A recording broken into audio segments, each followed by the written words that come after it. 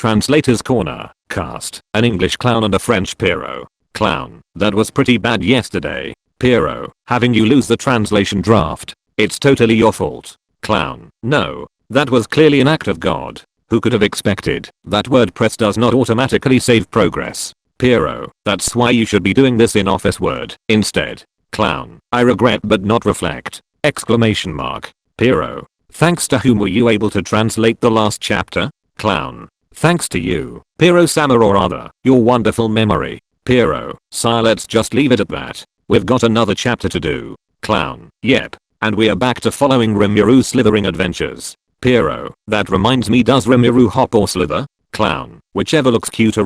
Oh, I remembered a good joke. Pierrot, you always come up with corny ones. Let me. Clown, yours are too dark. Today is my turn. Okay, so what happens when a magician gets mad? He pulls his hair out. Empowerment arc. Chapter 06, Skill Acquisition. 30 days have passed since I ate Veldora. What am I up to these days? Aren't you an idiot? Just think for a moment. I've become a slime. What do you think would happen if I were attacked? And hey, just try running like this. So, I've been thinking about how to fight. At the same time, I'm munching on some grass and strangely glowing rocks. You know, the ones found at the magic abundant place Veldora mentioned. The grass I've collected there is mostly the hip-rocked kind. As expected. With this, my stock of restorative medicine has increased.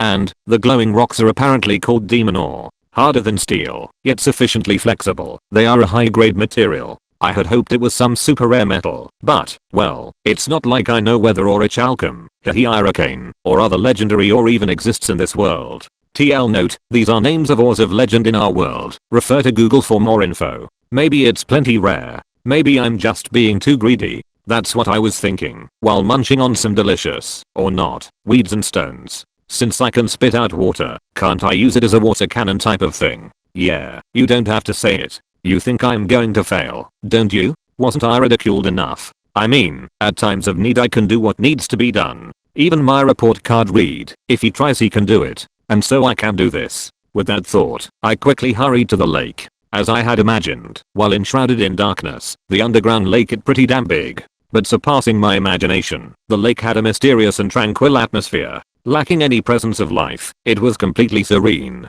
Although the magical energy permeates the water, I dare say that no living thing inhabits it. An example of uncorrupted nature. What a beautiful sight. That being that.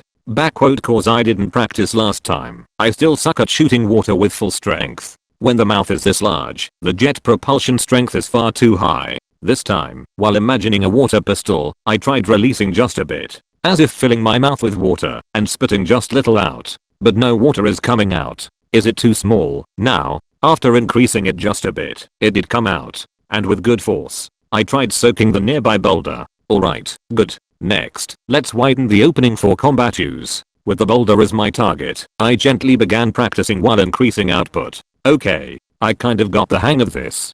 But, although if this hits someone it will hurt, I certainly can't call this a finisher. How should I? While worrying over this question, I entered the lake. It's, at most, like a bath to relax when tired. No, I'm not just playing in the water. I observe my body floating and sinking with magic perception. Just like a jellyfish. If I were to make my face oscillate, could I create a water current? After I reached out to the magic energy in my face, I tried making it oscillate. With a asterisk PYOON PYOON PYOON asterisk, I felt small ripples being formed.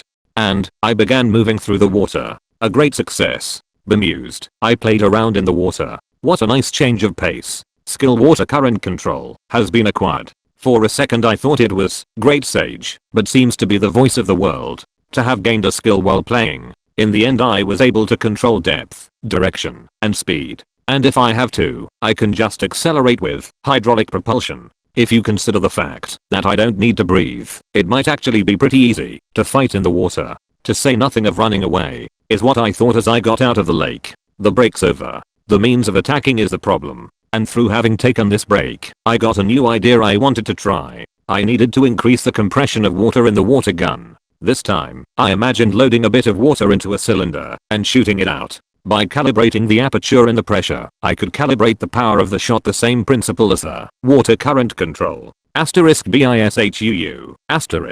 Flying out sharply, the water hit the targeted boulder. It left a small mark. Success, right? As to not forget that feeling, I decided to continue practicing, while regulating the aperture and pressure, of course. Then, I tried to imagine the water rotating. And rather than the size of the opening, I tried to thin the shape of the water. Yes, the idea was cutting water. BISHUN.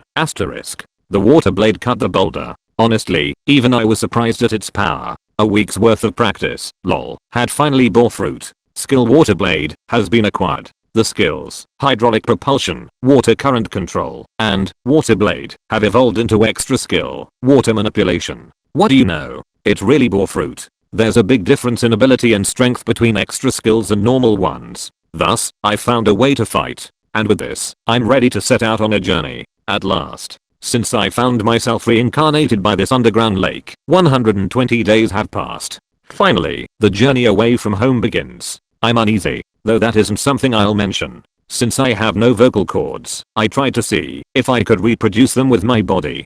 But, I have been so far unsuccessful. I've thought about staying here to practice, but I just can't imagine it right.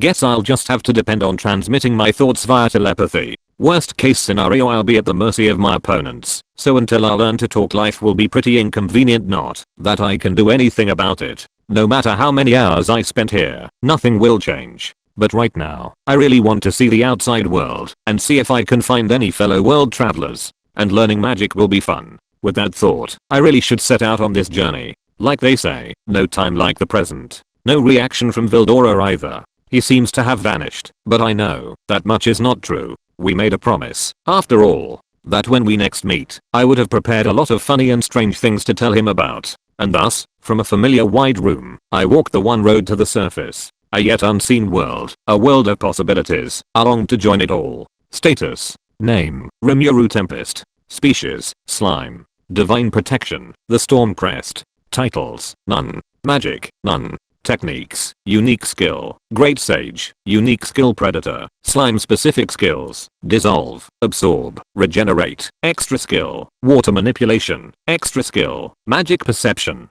resistances, thermal fluctuation resistance X, physical attack resistance, pain resistance, electricity resistance, paralysis resistance, at the bottom of a deep heart of darkness, where no one could visit, amidst despair, Vildora spends another day reminiscing in solitude. Calamity class Storm Dragon Vildora. Special S class monster. Both monsters and adventurers are ranked AFL in those 6 categories. Those especially strong have a plus attached, those weak have a. This was a guidance from the world traveler, Free Guild head Grandmaster Kageratsuka Yuki. He established this ranking system. Up until then, it was novice, beginner, intermediate, advanced, a 4-step system that was easy to understand. And by the way, advanced is C rank and above, intermediate is D rank, beginner is E rank, and novice is F rank. Thus, the number of deaths due to fighting stronger than expected monsters greatly decreased. Those of the same rank would be a match in a one-on-one. Thus, fighting in a party became safer. Surpassing A rank is the specially designated Demon King level S rank, and above even this stands the monster with the strength of a natural disaster special S rank.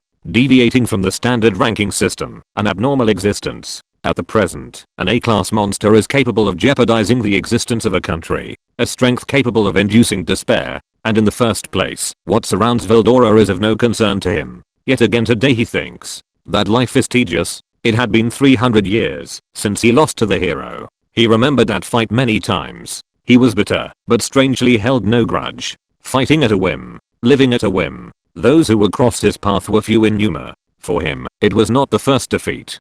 But, to have lost one-on-one with the same handicaps, that was a first. Pale skin, small crimson lips, long, jet black hair, not too tall, a petite and thin physique. Though her face was covered in a mask, her counters revealed her femininity. A beautiful girl. Since his eyes did not see, he could not peek at her emotions. Is that why? Without fear or hatred, she merely dispassionately swung the sword. How regretful. If he had broken out of this prison, he sometimes thinks about that. Would he complete his revenge against her? Although he did not hate her, if he had the chance, he would want to fight again. Those were his honest feelings. But that should not be a fight against a machine, but one where they wage their identities. To make that girl, the hero, recognize him and go all out. That had become Vildora's one wish. Human lifespan is short. That his wish will never come true Vildora knew all too well. But still his thoughts keep looping around the same ideas. How many years had passed? One day. Goro Zuden.